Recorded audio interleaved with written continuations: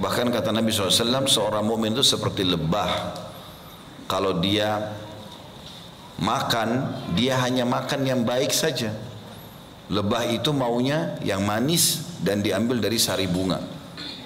Walaupun ada lebah-lebah sekarang yang sudah mulai diberikan hal-hal selain daripada ini. Seperti misalnya ada orang-orang yang curang kadang-kadang. Saya dapat informasi dari salah satu kerabat kami yang kebetulan juga memang dagang madu ini. Jadi karung ditaruh gula, kemudian dibasahin dengan air sehingga lebahnya ke situ. Ini berbahaya madunya nanti. Karena manisnya itu hasilnya pun dari gula, dan ini berbahaya bagi orang yang penyakit gula. Padahal sebenarnya madu dalam sabda Nabi SAW, kesembuhan ada di 3 hal. Ya, diminum madu, kemudian sayapan pisau bekam, dan juga kai. Sudah pernah saya jelaskan, kai menggunakan besi panas. Tapi akhirnya berubah, gitu kan? Berubah karena dia salah. Dia memberikan makanan lebahnya bukan seperti yang alami. Padahal umumnya lebah kalau yang normal di hutan, di gurun pasir, itu semuanya dia kalau makan hanya yang bagus saja. Dan dalam kelompok lebah itu ada yang bertugas, mereka bekerja tim yang sangat bagus. Ada yang bertugas khusus dia untuk mencari di mana sari-sari bunga yang ada. Dan kalau dia sudah dapat, dia akan pulang ke teman-temannya. Dia tidak ambil dulu, dia pulang ke teman-temannya. Lalu dia memberikan isyarat kalau di sini arahnya, di sini arahnya. Barulah semua lebah-lebah pada datang ke sana, baru mereka rame-rame memakan. Dan tidak ada lebah satu sama yang lain yang mengambil jatah yang lainnya. Maka lebah, kata Nabi SAW, kalau makan hanya makan yang baik saja, manis dan dari sari bunga, gitu kan. Kemudian kalau dia memberi, dia hanya memberi yang terbaik. Dia hanya mengeluarkan madu, dan madu juga bagus bagi manusia, sehat. Bahkan Allah SWT sebutkan memang madu secara khusus dalam surah An-Nahl, surah tentang lebah ini, disebutkan bahwasanya dia akan menjadi syifa linnas, obat untuk manusia. Kalau di Timur Tengah teman-teman, madu itu dijadikan sebagai obat untuk semua penyakit. Mereka betul-betul yakin dengan sabda Nabi SAW. Ya.